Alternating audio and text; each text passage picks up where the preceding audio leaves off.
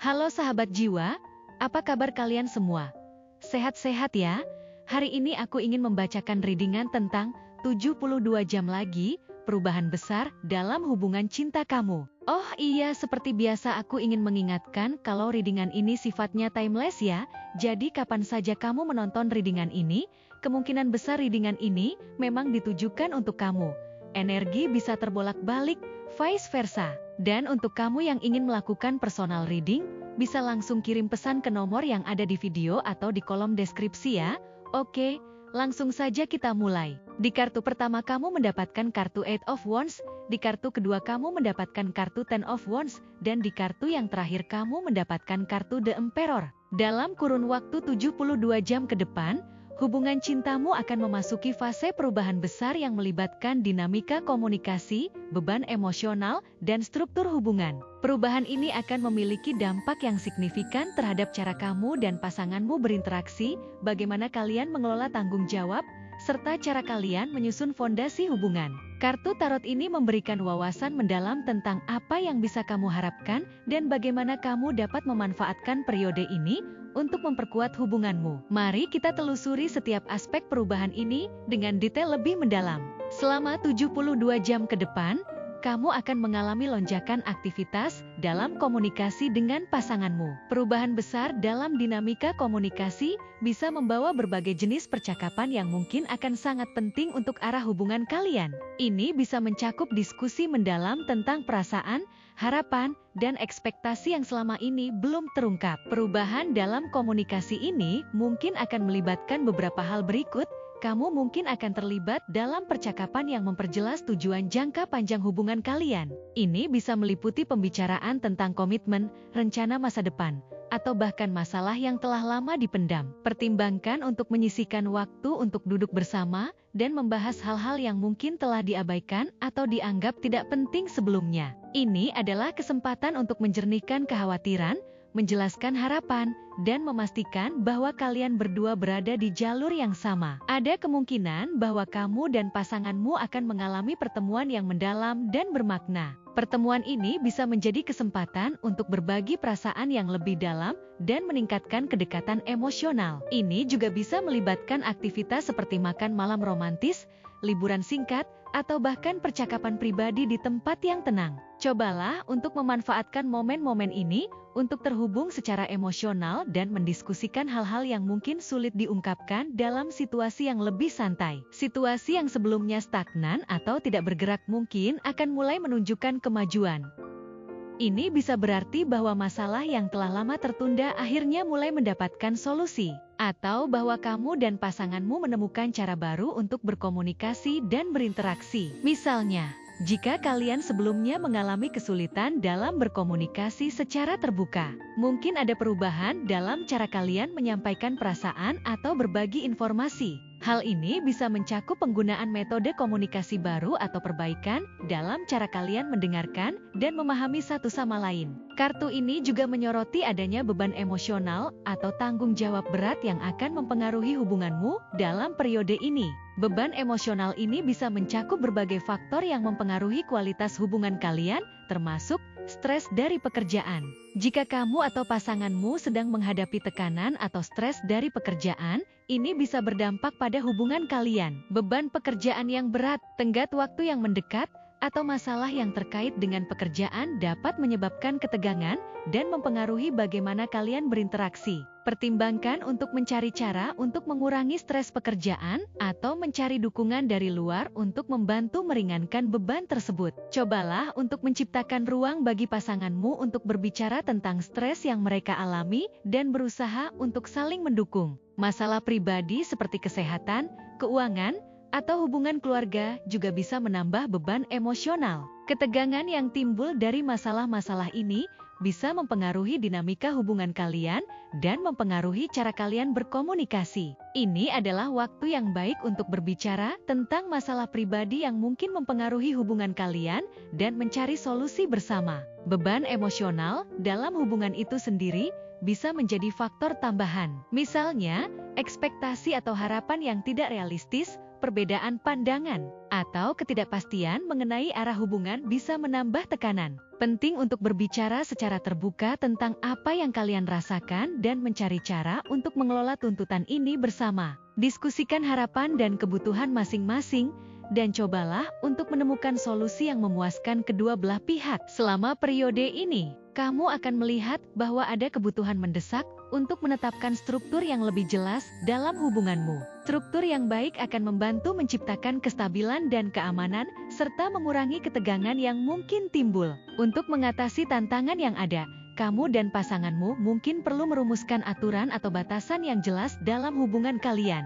Ini bisa mencakup hal-hal seperti bagaimana kalian menangani konflik, bagaimana kalian mengelola waktu bersama, atau bagaimana kalian mengatasi masalah yang muncul. Menetapkan batasan yang jelas akan membantu mengurangi ketegangan dan memberikan rasa keamanan dalam hubungan. Diskusikan dan tetapkan rencana jangka panjang untuk hubungan kalian. Ini bisa melibatkan keputusan tentang tujuan masa depan, seperti pernikahan, anak-anak, atau rencana keuangan. Pastikan bahwa kalian berdua memiliki pemahaman yang sama tentang arah hubungan dan bahwa kalian berkomitmen untuk mencapainya bersama. Ini akan memberikan kestabilan dan arah yang jelas dalam hubungan kalian. Terkadang, beban tanggung jawab dalam hubungan bisa menjadi sumber ketegangan. Pertimbangkan untuk merancang ulang cara kalian membagi tanggung jawab, baik dalam hal pekerjaan rumah tangga, pengaturan keuangan, atau dukungan emosional. Pengaturan yang jelas akan membantu mengurangi stres dan memastikan bahwa kalian berdua merasa dihargai dan didukung. Menghadapi perubahan besar dalam hubunganmu memerlukan pendekatan yang bijaksana dan komunikasi yang terbuka. Berikut adalah beberapa cara untuk mengelola perubahan ini dengan lebih efektif. Komunikasi terbuka.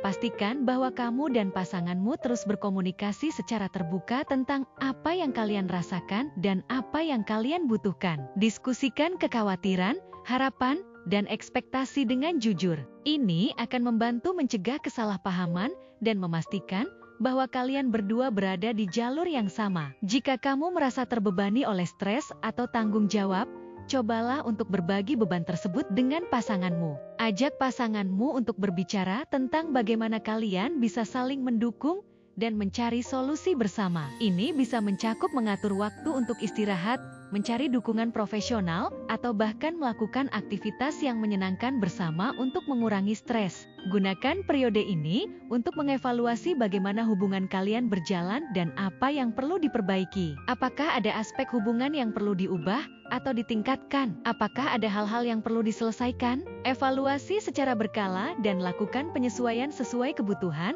untuk menjaga hubungan kalian tetap sehat dan kuat. Secara keseluruhan, perubahan ini akan membawa tantangan, tetapi juga memberikan kesempatan untuk memperkuat hubunganmu. Kamu akan menghadapi situasi yang memerlukan respons cepat dan mungkin harus membuat keputusan penting. Namun, dengan sikap positif, komunikasi yang jelas, dan usaha yang konsisten, kamu dan pasanganmu dapat mengatasi perubahan ini dan menciptakan fondasi yang lebih kuat untuk masa depan hubungan kalian. Gunakan periode ini sebagai kesempatan untuk tumbuh bersama dan membangun hubungan yang lebih solid. Cobalah untuk tetap terbuka terhadap perubahan dan berusaha untuk memahami perspektif pasanganmu. Ingat bahwa setiap tantangan adalah peluang untuk memperdalam hubungan dan menciptakan ikatan yang lebih kuat. Dengan pendekatan yang bijaksana, dukungan satu sama lain, dan komunikasi yang terbuka, kamu dan pasanganmu dapat mengatasi perubahan ini dengan sukses dan membangun masa depan yang bahagia bersama. Jangan ragu untuk berbicara tentang perasaanmu, merencanakan langkah-langkah selanjutnya, dan berusaha untuk menciptakan hubungan yang penuh cinta, kestabilan, dan keamanan. Mungkin dia atau kamu ada yang suka atau berkaitan dengan teh hijau, bermain gitar, hiking, warna merah marun, menari, film komedi, meditasi, sushi, kerajinan tangan, warna hijau zamrud, kereta api, hujan deras, stargazing, coklat panas, yoga, pantai berpasir putih, melukis, roti, museum seni, jazz, pemandangan pegunungan, menonton serial, berlayar, taman bunga, dan fotografi hitam putih. Mungkin dia atau kamu ada yang suka dengan warna merah, biru, kuning, hijau, jingga, ungu, hitam, putih, abu-abu, dan merah muda. Mungkin dia atau kamu ada yang lahir di tanggal 3, 15, 21, 7, 9, 13, 28, 5, 19, 30, 1, 25, 12, 16, 20, 6, 23, 27, 11, 31, 4, 18, 22, 26, dan 14. Atau mungkin dia atau kamu ada yang lahir pada bulan Maret, Agustus, Januari, April, Desember, Juni, September, Februari, Oktober, dan Juli. Bisa jadi dia memiliki shio naga, macan, tikus, ayam, kambing, monyet, kuda, anjing, kerbau, dan kelinci. Mungkin juga dia atau kamu ada yang memiliki nama dengan inisial huruf Juliet, udang, Indonesia, Papa, 5, Alpha, gajah, Fanta, Sierra, Kilo, Mama, Win-Win, Queen, Oscar, tikus, Romeo, zebra, Victoria, dan Bromo. Mungkin akhir-akhir ini kamu sering melihat angka kembar yang berkaitan dengan angka 8, 2, 10, 22, 4, 9, 14, 7, 21, 6, 12, 23, 15, 28, 3, 11, 16, 25, 30, 13, 20, 1, 27, 19, dan 17. Atau salah satu dari antara kalian berdua berzodiak Aries, Virgo, Sagittarius, Libra, Gemini, Scorpio, Taurus, Capricorn, Pisces, dan Leo. Zodiak dan shio bisa apa saja ya? Selama readingan ini resonate dengan kamu, tidak menjadi masalah jika zodiak dan shio dia atau kamu tidak ada di dalam daftar yang aku sebutkan tadi. Oke, segitu saja readingan kita untuk kali ini. Semoga readingan ini bisa bermanfaat dan menjadi awal mula terjadinya banyak hal-hal baik di dalam kehidupan kamu. Oh iya, untuk kamu yang punya ide atau masukan untuk tema readingan kita selanjutnya, bisa langsung tulis di kolom komentar ya. Terima kasih sudah menyimak. Sampai jumpa di readingan-readingan aku selanjutnya. Jangan lupa like, komen, dan subscribe ya.